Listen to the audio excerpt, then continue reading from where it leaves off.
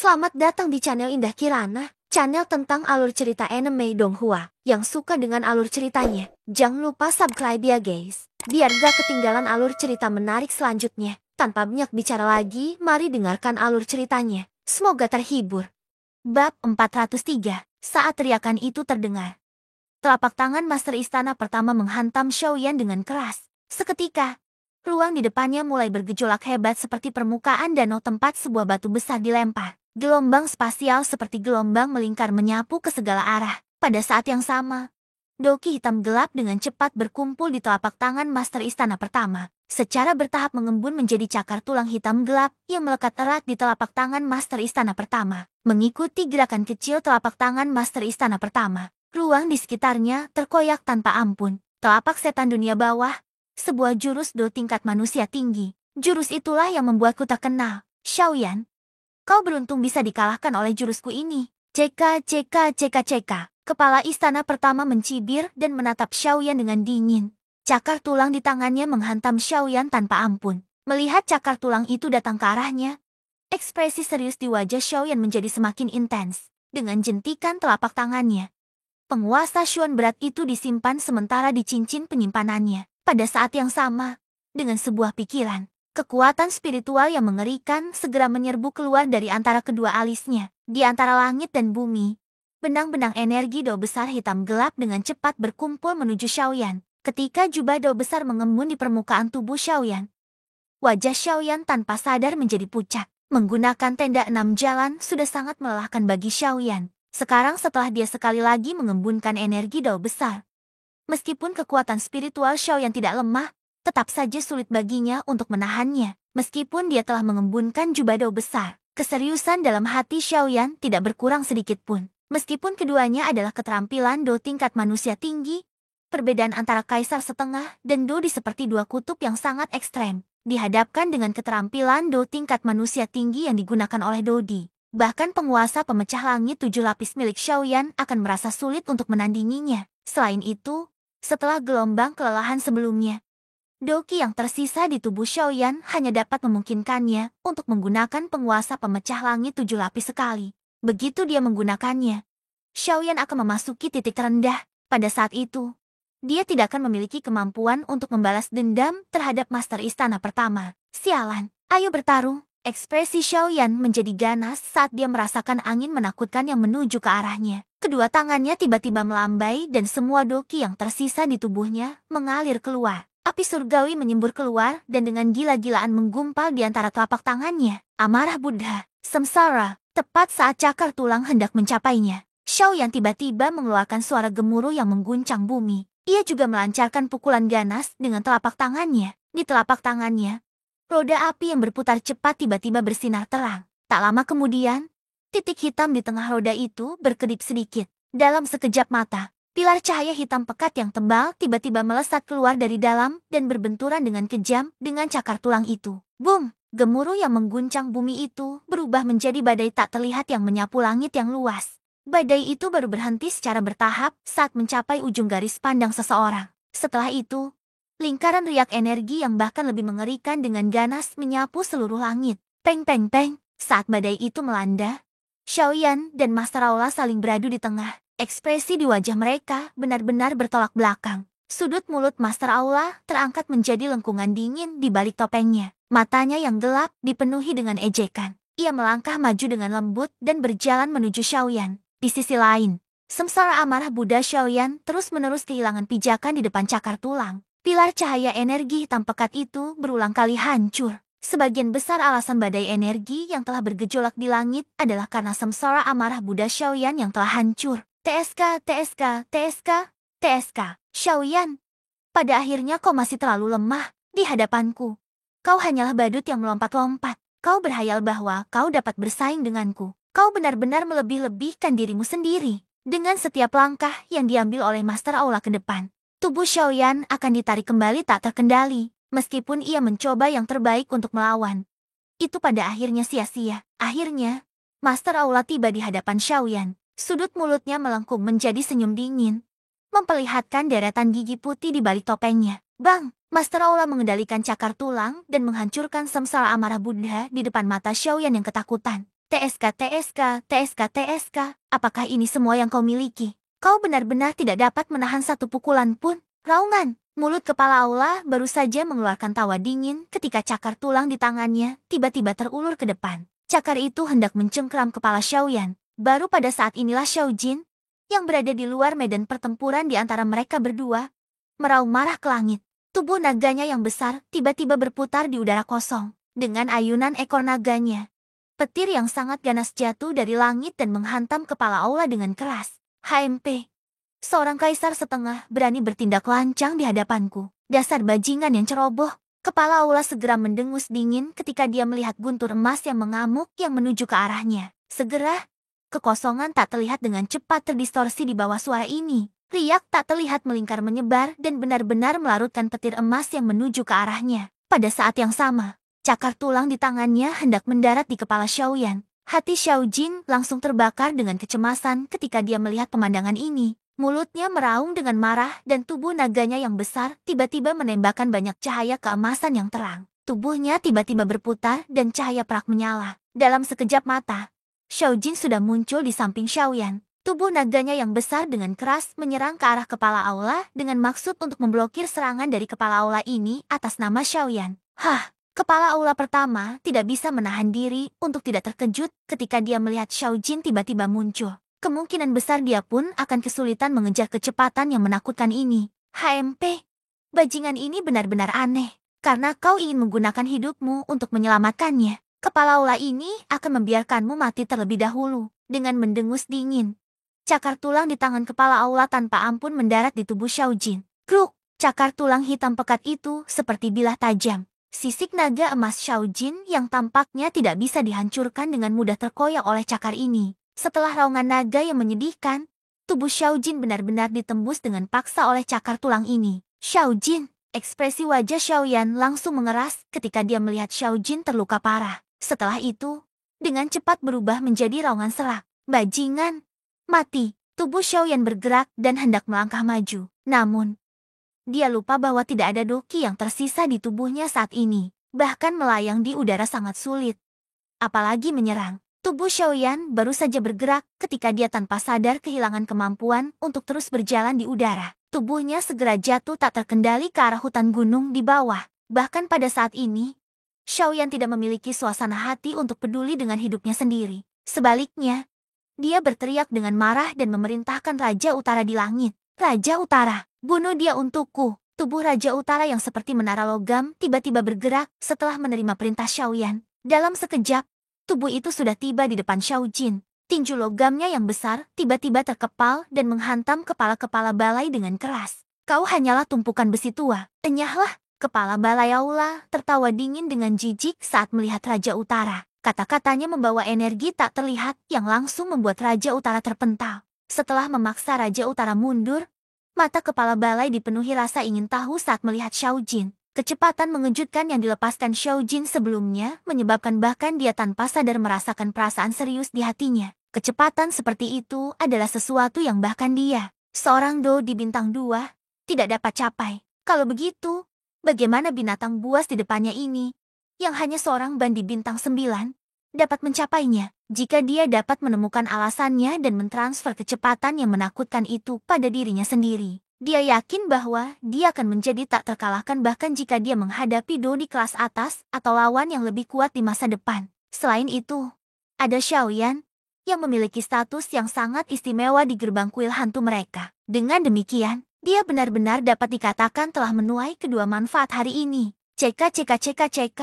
Sungguh tidak terduga bahwa aku tidak hanya menangkap Xiaoyan hari ini, tetapi aku juga memperoleh kesempatan yang baik. Harus dikatakan bahwa Xiaoyan, kamu benar-benar bintang keberuntungan dari Master Aula. Senyum di wajah Master Aula pertama di balik topeng menjadi lebih intens ketika dia memikirkan hal ini. Tangannya meraih udara kosong dan tangan besar yang tak terlihat langsung menggumpal dari ruang kosong. Itu meraih Xiao Jin di dalamnya. Master Aula pertama tersenyum kejam. Ia melambaikan tangannya dan pilar doki segera melesat keluar. Pilar itu menghantam tubuh Xiao Jin dengan keras. Seketika, sisik naganya hancur dan darah segar menetes keluar. Raungan naga yang menyedihkan terus terdengar, bergema di seluruh langit. Raungan itu menyebabkan seseorang merasakan sakit yang luar biasa hanya dengan mendengarnya. Master Aula pertama tanpa ampun mencabik-cabik tubuh Xiao Jin. Ia ingin menemukan jawaban yang ingin diketahuinya dari tubuh daging ini. Ia sama sekali tidak peduli dengan hidup dan mati Xiao Jin.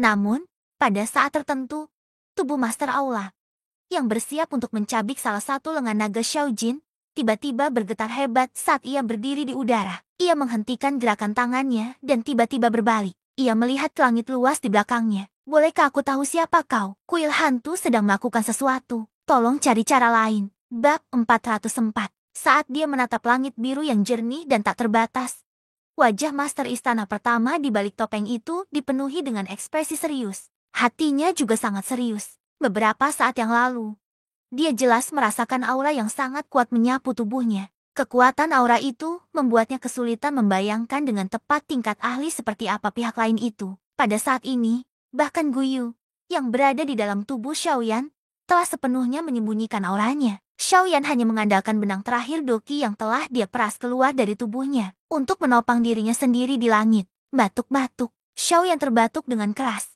Matanya mengikuti arah yang dilihat oleh Master Aula pertama. Bahkan tidak ada seorang pun di langit yang luas itu. Bagaimana mungkin ada seseorang di sana? Namun, tepat saat Xiaoyan hendak menanyai Guyu dengan hati yang dipenuhi keraguan, ia menemukan bahwa ia telah benar-benar kehilangan kontak dengan Guyu. Guyu tampaknya tiba-tiba menghilang begitu saja, menyebabkan Xiaoyan merasa terkejut. Xiaoyan tampaknya telah memikirkan sesuatu ketika ia sekali lagi melihat ke langit. Ekspresi wajahnya berubah sekali lagi. Harus diketahui bahwa Guyu tidak pernah menyembunyikan auranya, bahkan ketika menghadapi kelompok Luo tua. Namun, hari ini, ia telah memutuskan semua kontak dengan Xiaoyan. Tidak sulit untuk membayangkan seberapa hebat orang yang disebutkan oleh Master Aula pertama ini. Wajah Master Aula pertama tampak muram saat dia melihat ke langit yang jauh. Keringat dingin tanpa sadar mengalir di dahinya di balik topeng. Keringat itu mengikuti wajahnya dan mengalir turun ke dagunya. Aula hantu, haha. Sungguh aura yang arogan. Beberapa saat kemudian, tawa samar perlahan terdengar dari langit. Tawa itu tua dan tenang, dan tidak mengandung sedikit pun emosi. Namun, hal yang menyebabkan ekspresi Master Istana pertama berubah adalah suhu di sekitarnya benar-benar langsung turun saat tawa ini terdengar. Begitu dinginnya sehingga dia dapat dengan jelas melihat beberapa pecahan es halus di matanya. Melihat pemandangan ini, bahkan Xiaoyan tanpa sadar merasa terkejut. Apalagi Master Aula pertama, sulit untuk membayangkan betapa mengerikannya kekuatan orang misterius ini hingga dapat memengaruhi suhu dunia. Hanya dengan satu kalimat, Istana Hantu sedang menangani masalah ini. Orang yang tidak terkait seharusnya tidak mengganggu kita yang mulia. Silakan pergi.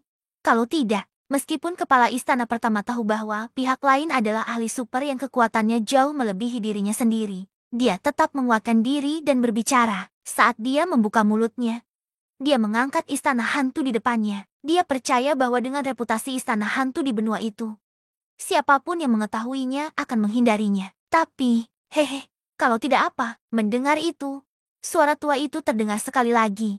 Kali ini, kata-kata yang terdengar dipenuhi dengan ejekan dan penghinaan terhadap istana hantu. Kau, mendengar ini, wajah kepala aula pertama tidak bisa menahan diri untuk tidak berubah sedikit. Dia baru saja akan berteriak dengan marah. Tetapi ketika dia memikirkan kekuatan mengerikan pihak lain, dia tidak berani mengatakan apapun. Sebaliknya, setelah ragu sejenak, dia mengeraskan hatinya dan membuka mulutnya lagi. Sepertinya kau dengan tulus ingin menjadi musuh istana hantuku, HMP.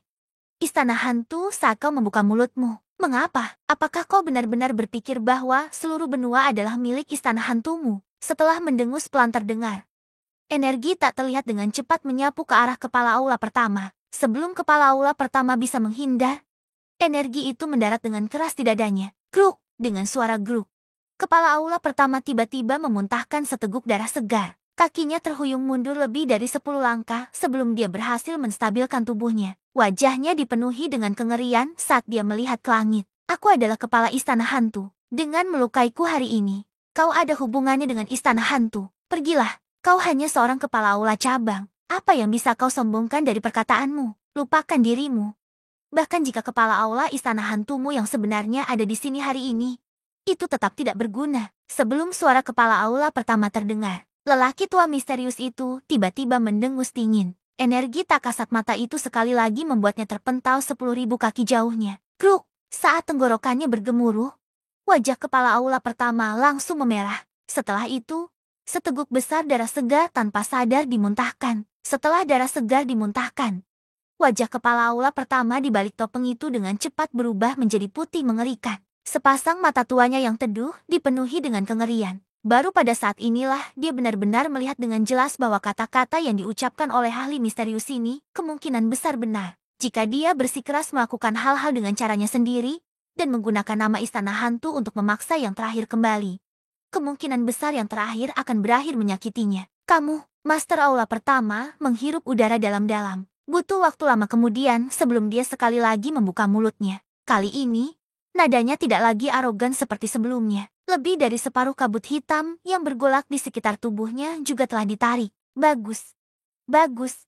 Bagus. Kekuatanmu sangat hebat dan aku memang tidak bisa berkata-kata. Aku akan mengingat masalah hari ini. Di masa depan. Kamu benar-benar berbicara banyak omong kosong. Pergilah. Ekspresi wajah Master Aula pertama di balik topeng itu menjadi sedikit kusam saat mendengar ini. Otot-otot di sudut matanya berkedut tanpa sadar. Meskipun amarah membuncah di hatinya, dia tidak berani menyuarakannya. Bagaimanapun, hingga saat ini, ahli misterius ini belum menampakkan dirinya. Meski begitu, dia masih bisa melukainya dengan cukup parah. Tidak sulit membayangkan seperti apa keberadaan orang misterius ini. Master Aula pertama berbalik dengan enggan. Matanya menunjukkan keengganan untuk berpisah saat dia menatap Xiao Jin, yang tubuhnya berlumuran darah dan daging. Keserakahan yang terdalam di matanya belum hilang. Namun, karena orang di belakangku, aku hanya punya niat tetapi tidak punya nyali. Master Aula pertama dapat dengan jelas merasakan bahwa ada sepasang mata tajam yang menatapnya dari belakang. Dia tidak ragu bahwa jika dia berani memikirkan Xiao Jin di sampingnya,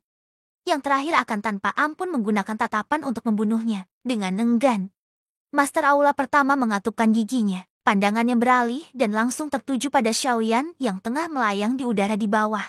Dari sudut pandang Master Aula pertama, alasan mengapa ahli misterius itu sangat menghargai Xiao Jin mungkin karena dia telah menemukan bahwa tubuh Xiao Jin tidaklah biasa. Sudah menjadi sifat manusia untuk memiliki hati yang tamak. Ini adalah penjelasan yang masuk akal. Namun, Xiaoyan berbeda. Dia adalah manusia biasa. Tidak ada yang istimewa tentang dirinya. Selain itu, dia hanya seorang kaisar bela diri setengah bintang 5.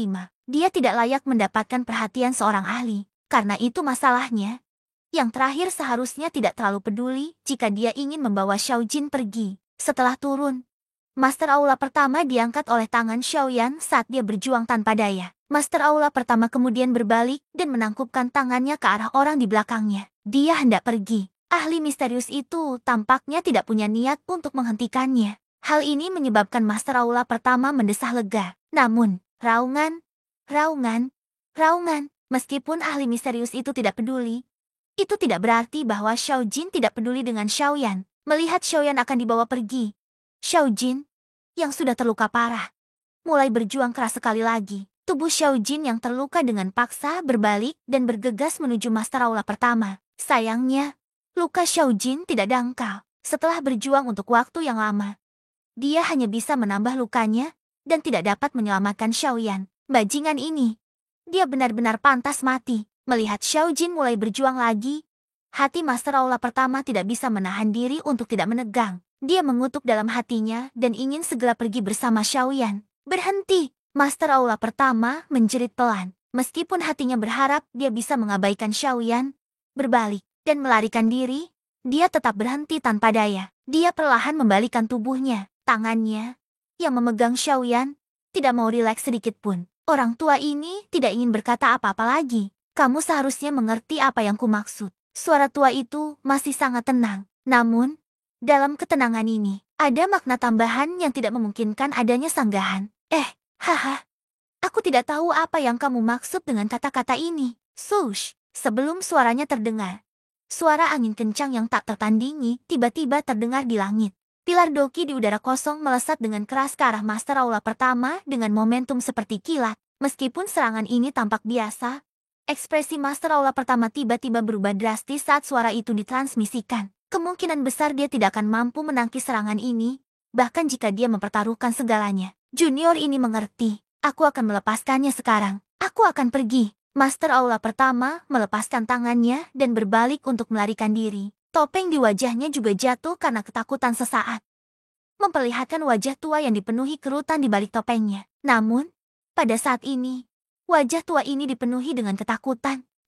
Saat Master Aula pertama berbalik, pilar Doki juga menyentuh wajah kirinya dan terbang cepat. Angin kencang merobek separuh wajahnya menjadi kekacauan berdarah, memperlihatkan tulang pipinya yang tinggi di bawah kulitnya. Bahkan separuh bola matanya terekspos ke udara. Pada saat yang sama, telinga kirinya dan kulit di sekitarnya juga terkoyak.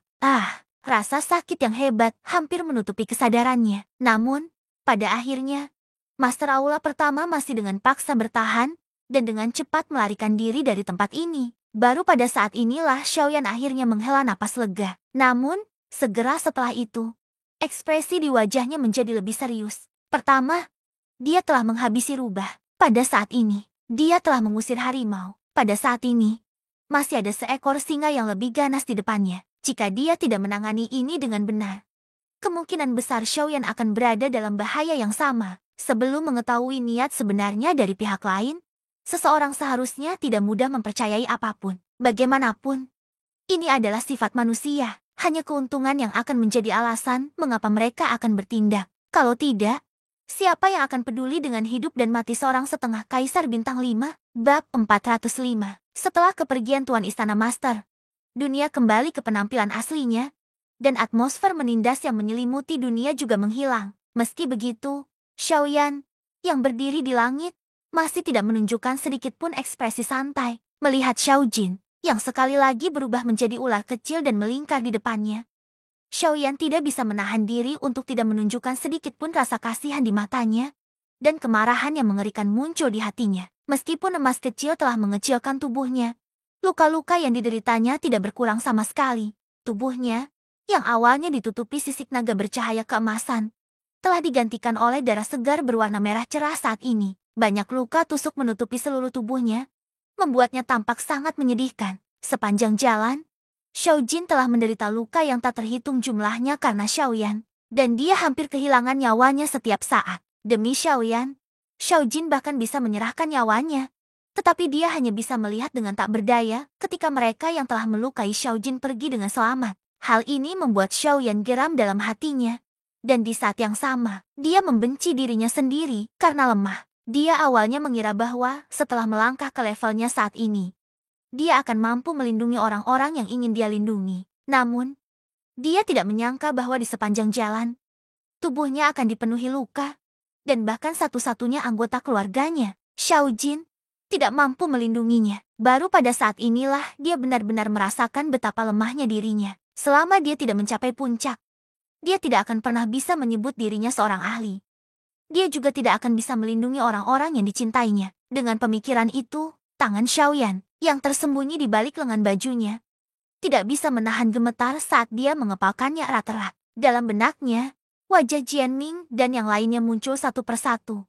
Dan akhirnya, Tuan Istana, wajah orang-orang ini telah terukir dalam di benaknya. Di masa depan, selama orang-orang ini tidak mati, mereka akan menjadi mimpi buruk yang akan membelenggu Xiaoyan selama sisa hidupnya. Namun, saat kemarahan di hati Xiaoyan meningkat, seorang lelaki tua berambut putih dan tampak baik hati mengenakan jubah emas muncul di udara beberapa meter di depan Xiaoyan tanpa peringatan apapun. Saat lelaki tua itu muncul, Xiaoyan juga dengan cepat mendapatkan kembali akal sehatnya. Dia dengan cepat mengangkat pandangannya, dan ekspresi serius perlahan-lahan muncul di wajahnya yang pucat. Setelah beberapa saat, Xiaoyan buru-buru menangkupkan tinjunya ke arah lelaki tua itu, dan berkata dengan hormat, "Junior Xiaoyan, terima kasih senior karena telah menyelamatkanku tadi." Saat tatapan Xiaoyan menyapu wajah lelaki tua itu, perasaan aneh melintas di hatinya. Lelaki tua berjubah emas itu hanya tersenyum tipis menghadapi ini. Mata tuanya yang keruh, yang dipenuhi dengan perubahan hidup, menatap Xiaoyan dalam-dalam. Seketika, mereka menyapu Xiao Jin, yang berada di bahu Xiaoyan. Dia sedikit mengernyit sebelum tatapannya mendarat pada Xiaoyan. "Kamu tidak perlu berterima kasih kepada lelaki tua ini. Jika kamu ingin berterima kasih kepada seseorang, kamu harus berterima kasih kepada lelaki kecil ini. Jika bukan karena dia mempertaruhkan nyawanya untuk menyelamatkanmu, lelaki tua ini benar-benar tidak akan mengambil tindakan." Mendengar ini, ekspresi di wajah Xiaoyan tidak bisa menahan sedikit terkejut. Segera setelah itu, Telapak tangannya yang berlumuran darah dengan lembut membelai kepala Xiaojin. Hatinya tidak bisa menahan diri untuk tidak tergerak. Dia tersenyum dan berkata kepada Xiaojin dengan suara rendah. Haha, anak kecil. Ini semua berkatmu, raungan-raungan. Mendengar kata-kata dari mulut Xiaoyan, Xiaojin yang terluka parah menggunakan kepala kecilnya untuk menggosok telapak tangan Xiaoyan dan meraung pelan. Melihat Xiaojin di bahunya, Xiaoyan tidak bisa menahan tawa. Baru saat itulah dia teringat lelaki tua di depannya. Dia buru-buru menoleh dan menatap lelaki tua berjubah bordir itu. Dia menangkupkan tangannya lagi dan berkata, tak peduli apapun, semua berkat pertolongan senior. Junior bisa tetap bertahan hidup. Junior benar-benar berterima kasih atas kebaikan senior. Haha, tidak perlu berterima kasih.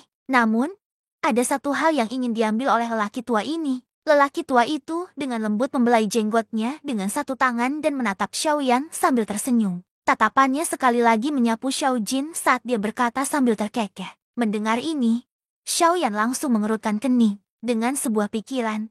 Raja Utara segera terbang dari jauh dan berdiri di samping Xiaoyan. Xiaoyan adalah orang yang tahu bagaimana membalas kebaikan. Namun, jika pihak lain memiliki niat buruk, dia juga tidak akan sopan ketika Raja Utara datang ke sisinya. Hati Xiaoyan hampir tidak mendapatkan sedikit kepercayaan diri dari mata lelaki tua berjubah emas ini. Dia dapat dengan jelas melihat bahwa niat lelaki tua itu adalah Xiaojin yang ada di bahunya. Hati Xiaoyan membawa sedikit harapan. Hatinya juga berharap bahwa dia terlalu banyak berpikir. Beberapa napas kemudian, Xiaoyan akhirnya menyipitkan matanya. Tatapannya terfokus pada lelaki tua berjubah emas itu saat dia sekali lagi membuka mulutnya dan berbicara dengan serius suara. Bolehkah aku tahu apa yang dimaksud senior? Orang tua ini berbicara tentang dia di bahu kirimu. Sebelum Xiaoyan bisa selesai berbicara, pria tua berjubah emas itu mengulurkan jarinya dan menunjuk ke arah Xiaojin. Senior, junior ini tidak begitu mengerti apa yang Anda maksud. Mata Xiaoyan mengeras. Tidak disangka bahwa lelaki tua berjubah emas ini benar-benar punya rencana pada Xiaojin. Hal ini tanpa sengaja menyebabkan kemarahan melonjak keluar dari hati Xiaoyan. Saat ini, Xiaojin adalah satu-satunya kerabatnya. Dia pasti tidak akan membiarkan siapapun membawanya pergi dari sisinya. Bahkan jika pihak lain adalah ahli pamungkas yang telah melampaui Yuan Song, dia pasti tidak akan membiarkannya. Saat pikiran Xiaoyan jatuh, Raja Utara di depannya bergerak dan menghalangi Xiaoyan dan Xiaojin di belakangnya. Di sisi lain, Xiaoyan dengan cepat mengonsumsi beberapa pil obat tingkat kaisar dan buru-buru memulihkan luka-luka di dalam tubuhnya serta doki yang telah habis dalam pertempuran sebelumnya. Pada saat yang sama, doki kecil yang telah pulih sementara di dalam tubuhnya juga sepenuhnya diangkat oleh Xiaoyan. Gumpalan api kecil bergoyang dan naik dari permukaan tubuh Xiaoyan. Adegan ini menyebabkan keterkejutan tanpa sengaja terpancar di mata lelaki tua berjubah emas itu. Hei, bocah, kau cukup berani. Kau adalah orang pertama di seluruh benua yang mengangkat doki di depan lelaki tua ini dengan kekuatan yang sangat kecil. Lelaki tua berjubah emas itu sedikit mengangkat alisnya. Ia tidak dapat menahan tawa pelan pada Xiaoyan. Nada suaranya tenang dan tidak mengandung sedikit pun riak. Meski begitu, itu sudah cukup untuk menunjukkan keterkejutan yang dirasakannya terhadap Xiaoyan di dalam hatinya. Otot-otot di wajah Xiaoyan tanpa sadar bergetar hebat saat mendengar ini. Terlalu banyak menggunakan doki di tubuhnya merupakan beban yang cukup besar baginya. Meski begitu, Xiaoyan masih mengepalkan tangannya di udara. Dia mengeluarkan penggaris Xuan berat dari cincin penyimpanannya dan memegangnya di tangannya. Namun, perbedaannya adalah bahwa penggaris Xuan berat, yang sudah sangat terbiasa dengan Xiaoyan, mau tidak mau sedikit tenggelam saat memasuki tangan Xiaoyan. Seluruh wajahnya juga menjadi lebih pucat. Ini adalah... Pria tua berjubah emas itu tidak bisa menahan diri untuk sedikit fokus saat dia melihat penggaris besar di tangan Xiaoyan. Dia bergumam pelan di mulutnya. Mata tuanya yang keruh sekali lagi menatap Xiaoyan. Ekspresi terkejut tanpa sadar melonjak keluar dari matanya. Setelah beberapa, atmosfer yang awalnya berat antara langit dan bumi sekali lagi dipatahkan oleh tawa ramah pria tua itu. Haha, baiklah. Baiklah, simpan saja. Kamu sudah tidak sanggup menanggung beban ini sekarang. Daripada menghabiskan seluruh isi hatimu tanpa mengetahui keseluruhan ceritanya. Mengapa kamu tidak mendengarkan apa yang dikatakan lelaki tua itu? Lelaki tua itu yakin bahwa kamu akan setuju untuk membiarkan lelaki tua itu membawanya pergi. Alis Xiaoyan bertautan erat. Dia mengangkat penggaris besar di tangannya sedikit dan mengarahkannya ke lelaki tua itu. Hatinya berulang kali merenung. Dia benar-benar tidak berani ceroboh saat menghadapi orang kuat setingkat ini. Meski begitu, Jika lelaki tua berjubah emas ini benar-benar punya niat buruk terhadap Xiao Jin, kemungkinan besar dia sudah akan mengambil tindakan dan tidak akan membuang waktu bersamanya di sini. Karena lelaki tua itu yakin bahwa dia bisa meyakinkannya. Dia akan mendengarkannya untuk sementara. Itu juga bisa dianggap menunda untuk beberapa waktu dan membiarkannya memulihkan sebagian doki. Saat dia memikirkan ini, Xiaoyan akhirnya menarik api surgawi dan doki yang telah melonjak keluar dari tubuhnya di depan senyum ramah di wajah lelaki tua berjubah emas itu. Namun, penggaris Shun berat itu masih dipegang di tangan Xiaoyan tanpa berani mengendur. Bersambung ke bab selanjutnya.